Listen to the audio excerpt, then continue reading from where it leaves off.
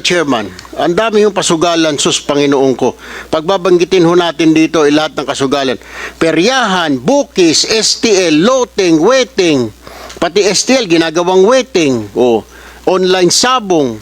Kaya walang kinikita yung pagkor natin dahil kinukompetensya ng sugalan, Mr. Chair. Pati yung mga politiko, masakit man yung sabihin, pati mga politiko natin, mga mga local leaders natin, kasama din minsan dyan. So, how do we stop this, Mr. Chairman? Not all elected government officials are guilty of illegal gambling. May mga gagong government officials, meron din mga gago rin sa service, but not all. We cannot say that to everyone, Mr. Chair. Ako, nag-mayor ako. Pinasara ko yung dalawang sabungan sa amin. Pinahuli ko yun. Pero, but, sorry to say, but hindi ho lahat ng government officials wala nagagawa. At saka itong house na to, wala na-accomplish. Meron ka na bang nalalaman o wala pang nababalita na may nahuli na administrator, operator ng illegal gambling? Wala pa, Mr. Chair.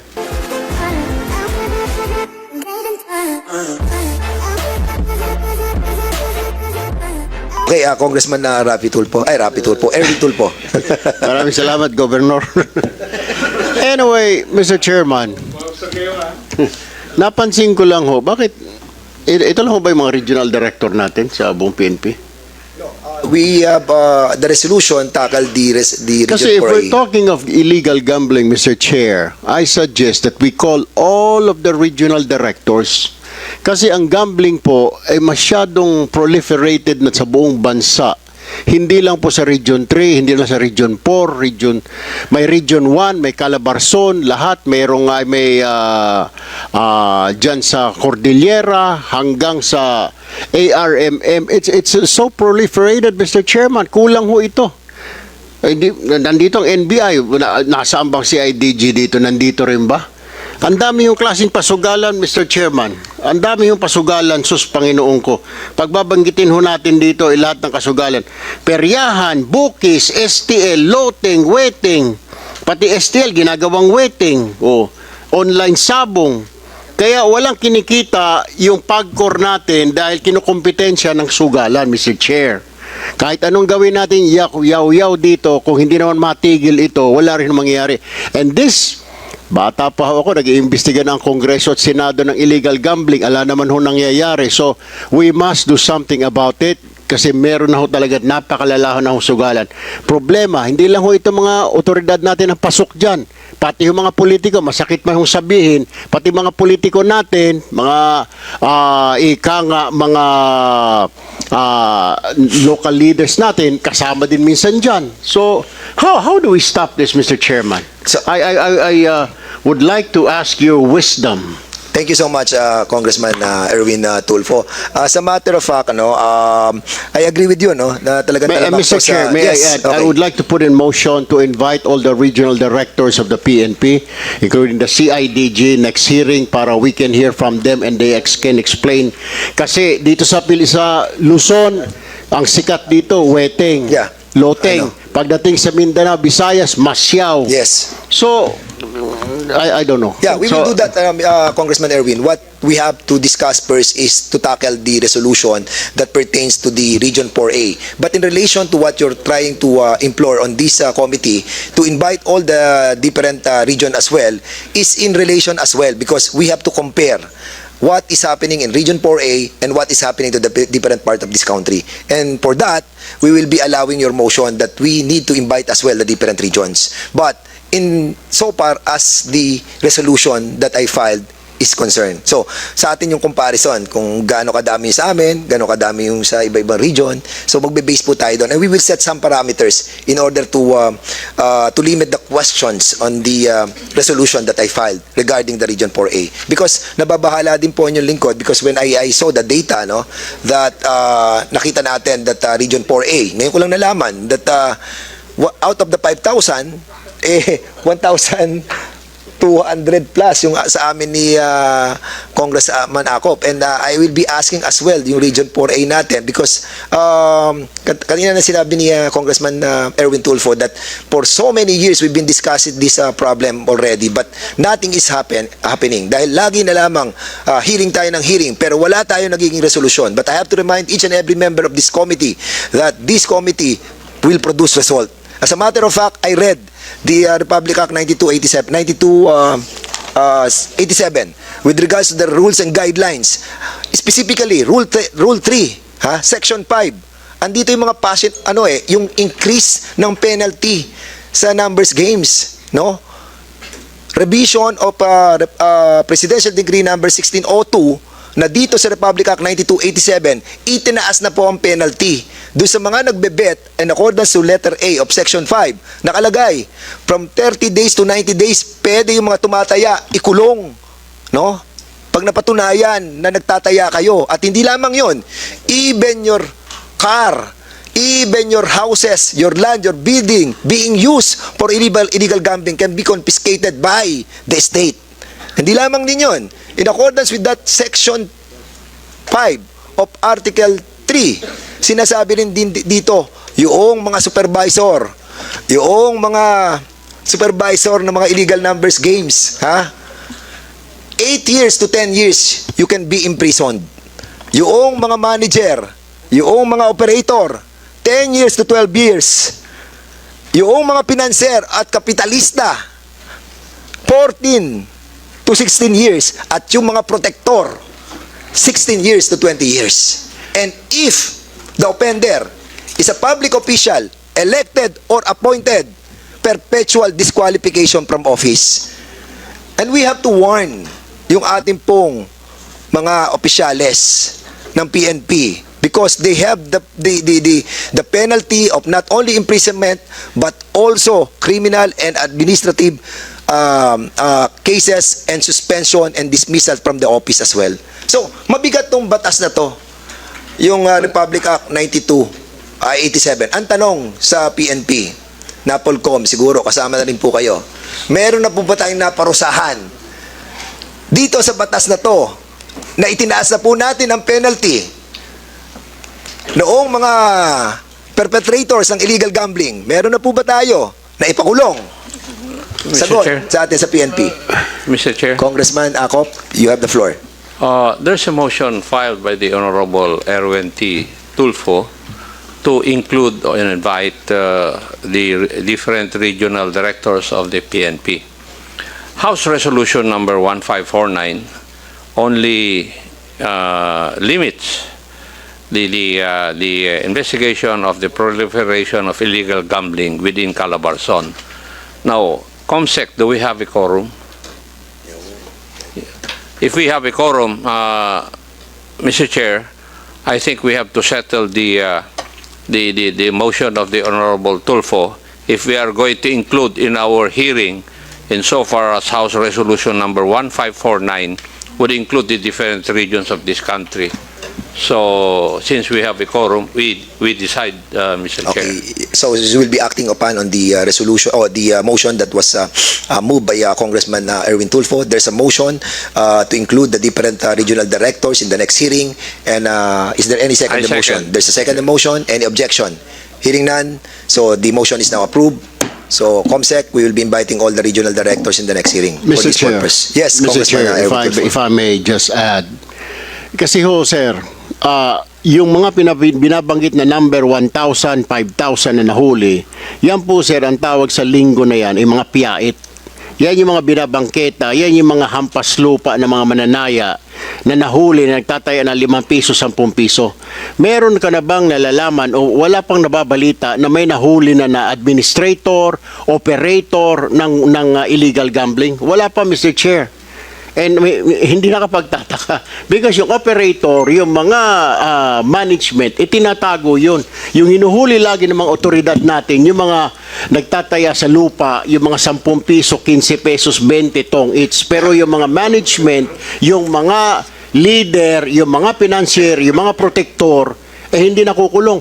wala naman na i-report, Mr. Chair, di ba? Kaya tingin tuloy ng tao, moro-moro lagi itong investigasyon natin because nothing is happening for the longest time. Wala pong nakukulong. May nakulong na po ba na gobernador? May nakulong na po ba na mayor? May nakulong na ba konsehal?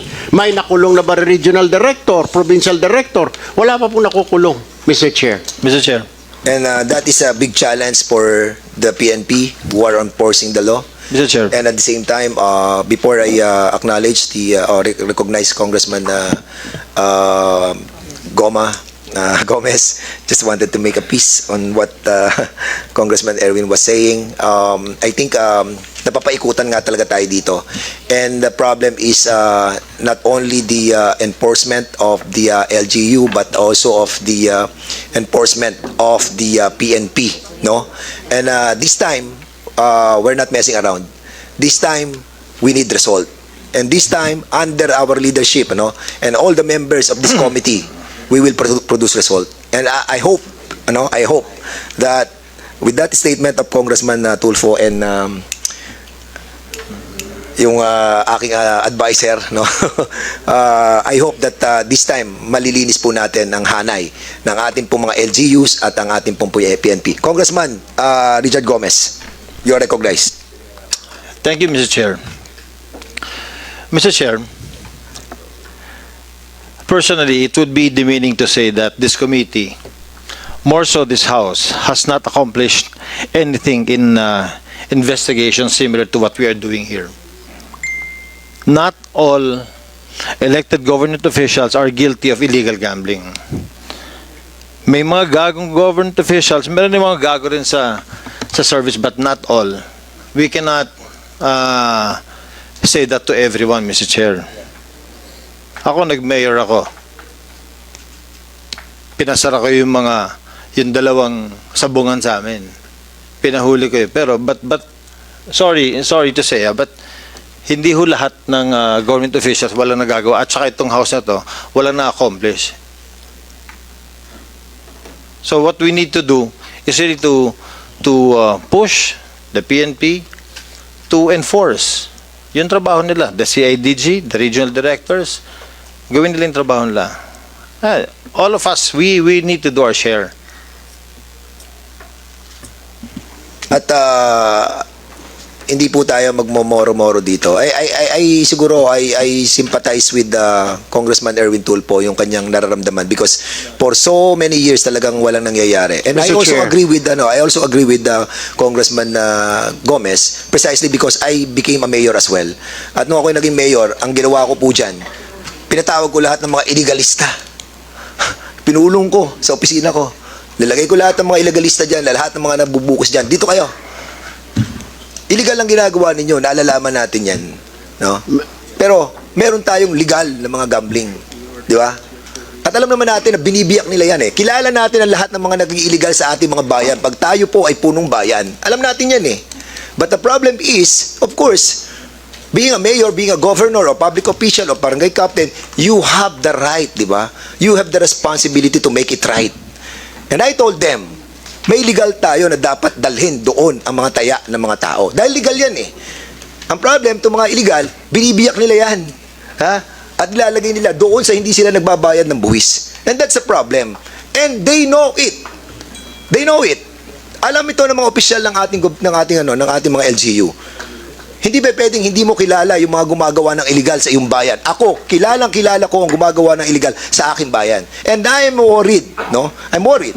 Dahil nakita natin ng data, and I'll be asking the PNP, Region 4, you have to dissect. You have to categorize all of this by province, by municipality. Para makita natin kung sino ang pinakamataas sa illegal gambling, makita natin kung sinong bayan, istasyon, ang pinakamatataas sa buong Region 4. Nasa ganon, makita natin sino ang hindi tumutupad at sino ang tumutupad. So, Congressman Erwin Tulfo, you have the floor. Mr. Chair, I just want to clarify. I did not say that everybody, local government officials, elected officials, are involved in illegal gambling. My point is, my question was, may nakulong na po ba na mayor or na gobernador na nasasakupan niya yung kanyang lugar na may illegal gambling? Wala pa po eh. Well, congratulations po sa mga LGU natin na mga mayor, governor, na congressman na wala pong illegal gambling sa kanilang lugar because meron po silang political will. It's called political will, ladies and gentlemen. If you really don't want it, then it won't happen if you're the mayor. I'm sorry, Mr. Chair, I haven't been a mayor or a governor, but I was in the media before, but I know what's going on. If you are the governor or the mayor, you're the father of the province, you are the father of the city. If you said no, then it is no. Kasi po, pag sinabi ho ng mayor ni governor, ayoko ng illegal, hindi. Pero may mga instances naman na tinatrabaho or pinapayagan naman ng PNP, ng Chief of Police natin, or hanggang sa Provincial Director o hanggang sa Regional Director na hindi rin alam ng LGU natin. Yun ho minsan nagkakaproblema. Pero kung talagang rampant ang illegal gambling, siguro dito sa Region 4 na sinasabi ho ninyo, siguro may basbas ho yun ng mayor, may basbas ho ng governor, alam ho ni RD, hindi naman makapalag si RD, or yung PD, kasi baka matransfer si PD, sabi ni governor, palayasin mo ito Chief PNP o kuan, ay kailangan palitan ito DILG dahil hindi sumusunod sa akin. So natatakot. Let us all understand na itong mga puliso na ito ay administratively are still under with the power of the mayor, the governor. So susunod ho yan. Pero pag sinabi ho ni mayor, I don't like it, I don't want it, walang sugalan. Marami naman ho mga cities and provinces sa Pilipinas na wala pong sugalan because ayaw po ng mayor, ayaw po ng governor. Okay? Pag ayawan ho ng governor, mayor ho yan, wala ho yan. Titigil ho yan. Trust me, Mr. Chair. Thank you. And I agree with that, no? And as a matter of fact, sa Republic Act 9278, Rule 5, Section 16, the participation of barangay official, city and municipal mayors, governors, and non-governmental organization, people organization, consistent with existing laws, all local government unit officials are enjoined to ensure the strict implementation of this law. Any local government unit official in whose jurisdiction a gambling house is found, or who with knowledge of the existence of a gambling house or place in his jurisdiction fails to abate the same or take any action in connection with therewith shall be dealt with criminally and administratively. Governors and mayors upon their automatic deputation as representative of the National Police Commission in their jurisdiction through their election and qualification shall direct the employment and deployment of the PNP that will guarantee and ensure the proper implementation of this law against illegal number games. Ang tanong, uma-action ba ang PNP at ang ating mga local government unit? In this juncture, we wanted to find out sa NBI, no? Andiyan po ba ang NBI? Because in accordance with this rule of 9278, nandito rin po ang NBI under section I think it is section 15. The Department of Justice shall provide for a system of rewards and incentives for personnel of the National Bureau of Investigation who shall be instrumental in the apprehension and conviction of any malefactor engaged in illegal numbers game activities. So ang tanong sa NBI, have we done something about this as well? Before I recognize you, the Chair would like to give the floor to Congressman Rehencia. Thank you, Mr. Chair. Good morning, everyone.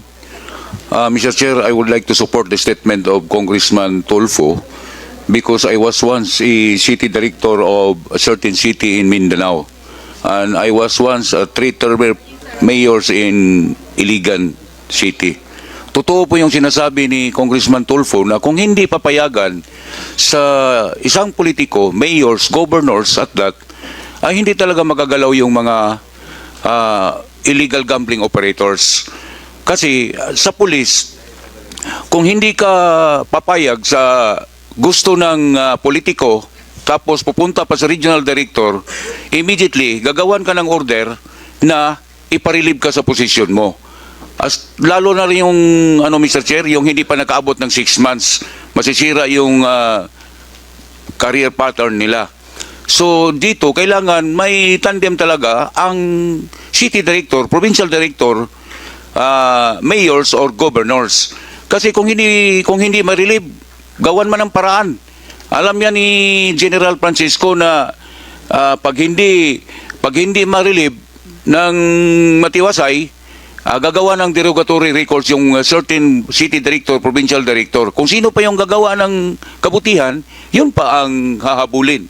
So, pag hindi ito Mr. Chair, na ang mga politiko at saka PNP ay hindi mag-uusap-usap, ay hindi talaga ito may stop, lalo na sa ground. Ang mayors naman, I was once a mayor. Kung during the time of Peace and Order Council meeting, magbigay ka ng instruction doon sa mga pulis mo na director. Ito ang gusto ko, huhulihin mo lahat yung mga illegal gambling operator. So, magawa yan. Lalo na kung may suporta sa confidential fund or sa intelligence fund. So, kayang-kaya yan. Ang ano naman dyan, ang kinatakutan sa mga city director, provincial director, is ma-relieve sila dahil gagawa ng derogatory records papunta sa taas. Automatically, aaksyonan yung governors or mayors dahil medyo mas malakas ang politiko kaysa isang provincial director na ang rango ay full colonel, city director at that. Ay kung mamalasin pa, pati pa ang regional director, ma-relieve pa. So, ganun ang nakikita kong problema doon sa ground, Mr. Chair. That's all, Mr. Chair. Thank you. Yes, at marami namang mga marami tayong mga kaibigan na talagang willing silang mag-testify sa hearing na to at ibulgar nila ang lahat ng kanilang mga nalalaman, and that's the reason why we wanted to have this investigated, because we have heard yung now this confirms because of the data that I've got, ay makikita po natin na talagang matataas po yung ating pong numbers ng illegal gambling sa Region 4A.